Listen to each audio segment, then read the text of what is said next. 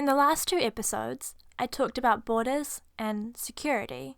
We talked about our desire to feel secure within a known community and our instinctual response to flock towards those similar to us in times of uncertainty. But interestingly, in neither episode did I ever ask the question, what are we securing ourselves from? And that's what I want to talk about today. Why do we build towering walls and overbearing fences at our borders? What is the proverbial boogeyman that we're trying so hard to keep out? And where is it?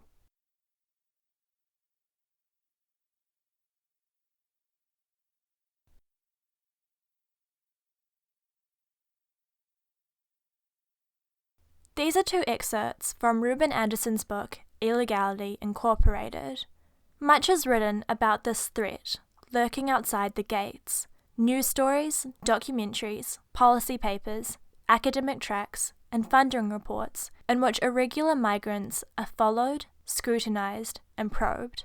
From Spanish beaches to American deserts, the illegals are massing at the borders of the West. We know it, we see it in our newscasts and front pages. We hear it in our politicians' stump speeches or embittered voices from the southern frontier. The wetbacks, illegals, or clandestines squat in rundown border dens, lurk in forest jungles or in dark hillsides, wade across rivers, or clamber over fences erected to keep them out. They mock the state's sovereign powers and ridicule its border patrols. They carry diseases, strange customs, and a backpack full of poverty. They leech goodwill and resources out of the nation. Now, Anderson is being satirical, but I think they really hit on something in these small excerpts. What we are terrified of, as Anderson calls them, are the illegals. You might know them by a different name: boat people, traffickers, or squatters. These are the people who move illegally across borders and states to enter our countries. They are criminals, lawbreakers, and above all, dangerous. And they are the people I think we are most afraid of when it comes to the idea of migration. As Anderson mentions, the media, populist politicians, and zealous bureaucrats have seized upon the illegal immigrant as a boogeyman, an outsider who in waves and floods invades Western countries. So, are our fears valid?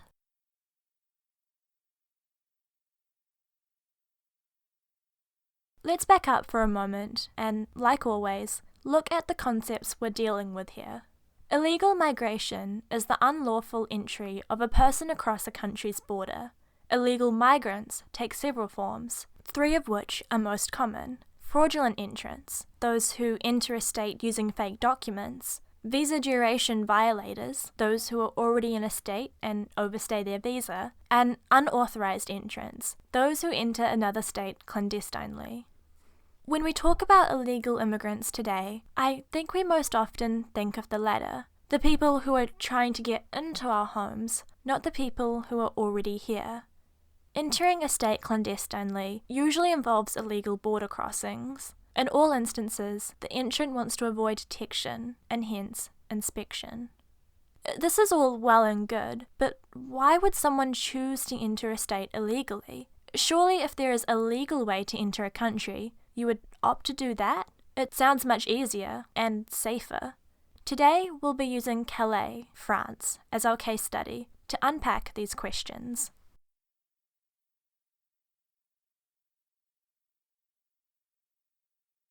The Calais jungle, as it was called, was a migrant encampment in the vicinity of Calais in northern France. The encampment was occupied from the beginning of 2015 to the end of 2016, when it was torn down by French police. Some 6,400 migrants were evacuated, with the intent of resettling them in different regions of France.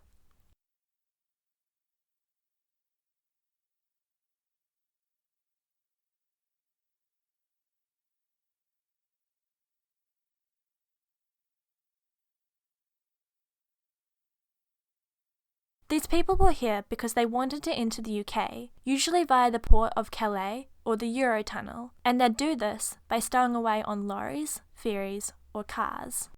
9 months after French authorities closed the Calais camp, around 500 asylum seekers are still living on the streets and other hidden areas in and around the northern French city.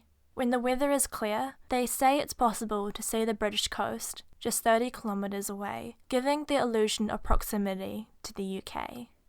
Now, as I do a lot in this podcast, I want to take a second to look at the use of language here. This encampment in France was not called an encampment. It wasn't called a settlement. It wasn't called a camp. It was called a jungle. And with that implies some sort of wilderness in those who live here.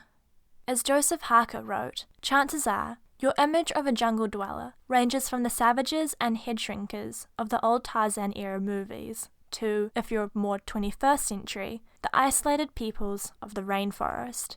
It evokes images of primitive, uncontrolled brutes, of barbarians at the gates, as they try to gain entry to the UK.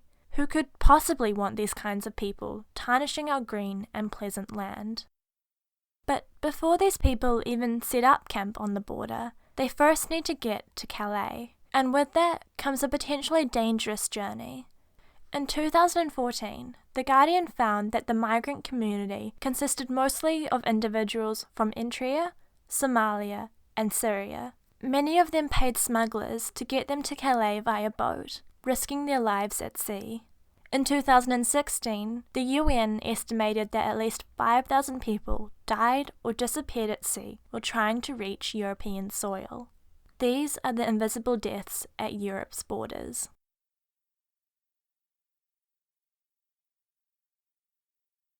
While I was in Europe, I had the chance to visit part of what was left of the Calais encampment, with the organisation Care for Calais. Care for Calais was started by a dynamic woman named Claire, and we'll hear a bit from her later. Care for Calais is comprised of volunteers from the UK and northern France, and they support refugees by providing fresh meals, warm clothing, heating, and chances for social interaction. They run out of a warehouse, where they collect together donated clothes, food, bedding, and camping equipment. They're not politicians, they say. They are people who simply believe that every human has the right to be treated in a fair and dignified way. Life in Calais is tough. Since the closure of the Calais migrant camps, these refugees have no shelter at night or regular food supply. They don't even have access to even basic sanitation, and may not be able to change their clothes for weeks at a time. Since the main camp was torn down in 2016, the refugees have been forced to live in small dispersed groups. We parked the Care for Calais truck in a seemingly random location, and over the span of half an hour, a small congregation of men arrive and gratefully accept the care packages. Many stick around, playing games with the sporting equipment the volunteers hand out, while others simply sit, since there's really nowhere else to go. Like many before them, these people are trying desperately to get to the UK. One man explained to me that he had tried 7 times to enter the UK, and each time had been pushed back to Calais. Before he was forced to flee, he was a PE teacher at a school in Syria. This all begs the question, why is claiming asylum in the UK so hard? Here, Claire unpacks the problem. If you want to claim asylum in the UK, you have to be in the UK to claim asylum, but there's no legal way to get there. So what you're expected to do, what you're literally expected to do, is get on a plane or get on a boat illegally. So, to claim asylum in the UK, you have to be physically present in the country. But for the refugees wanting to claim asylum, there is no legal way to actually get to the UK to do so. And as a result, refugees gather at points close to the UK and risk smugglers and illegal means to gain entry to the country. The next question I had was why those in Calais wanted to apply for asylum in the UK rather than stay in France and apply for it there. Claire again had an answer to this. The most common reason is people who have families in the UK. So if you've lost your home to conflict or violence or persecution, you've lost everything, and you've got a family member in the UK. But it does kind of make sense if you want to get to them. Imagine being in Afghanistan or Sudan. Everything's foreign to you, the culture is foreign to you, the food is foreign to you, the language is foreign, the people look different, the clothes are different. Everything feels wrong, everything is different. then if you've got a family member, you would want to get to that bit of familiarity, that bit of safety. So the most common reason that we hear is family ties. The other reason is that there is something about the UK that it has a tie for them. So, for example, people from the colonies quite often have a strong tie to the UK because we went there and taught them that strong tie. We went there and told them a lot about the UK. Another reason, not mentioned by Claire, is that many of those at the camp speak English, but not French. So really, the UK is the most logical place for these people to begin building a new life. Finally, for many of them, the mere idea of applying for asylum in the UK is more appealing than the reality of applying for it in France. French asylum law prevents applicants from seeking employment for months and in some cases years. What's more, it is said by many that the condition of accommodation for asylum seekers in France is worse than it was living in the jungle.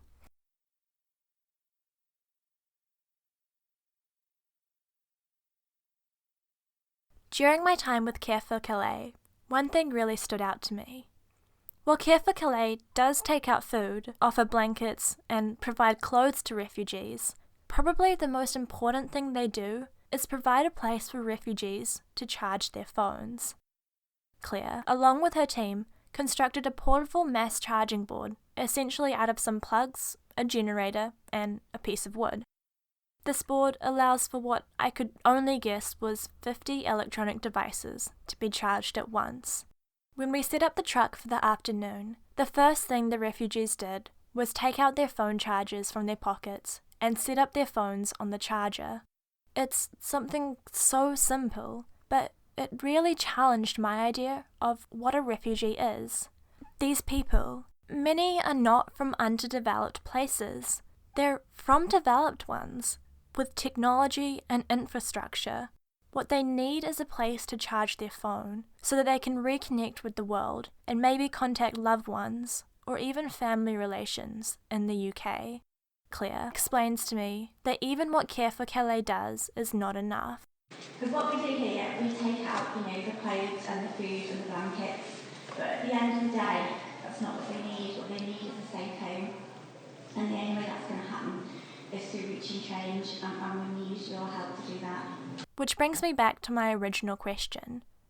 What are we so afraid of? The term illegal immigrant is stigmatizing, and even incorrect, implying as it does that migrants are criminals when they have usually only committed an administrative infraction. It's strange to me that we're now encouraged by politicians and the media to label people as illegal rather than their actions, and I think this suggests something quite insidious. When we fight against illegal migration, we are fighting a war against people, not actions.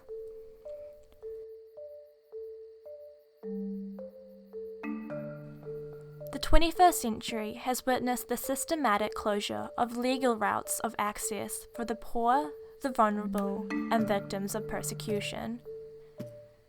As James T. Hathaway has explained, most refugees today cannot travel to the developed world to seek recognition of their international legal right to protection, and Matthew Gibney explains this a bit further.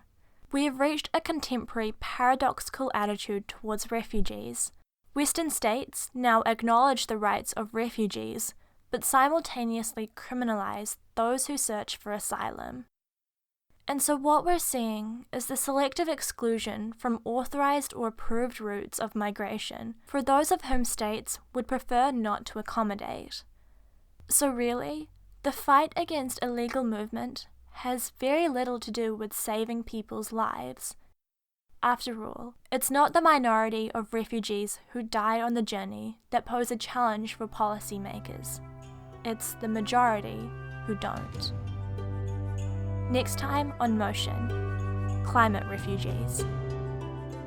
You can find a full transcript of this podcast, along with a bibliography and links to reference articles on Motion's website. Motion's music is produced by Kevin MacLeod. Thank you to Sarah Pollock for designing Motion's graphics.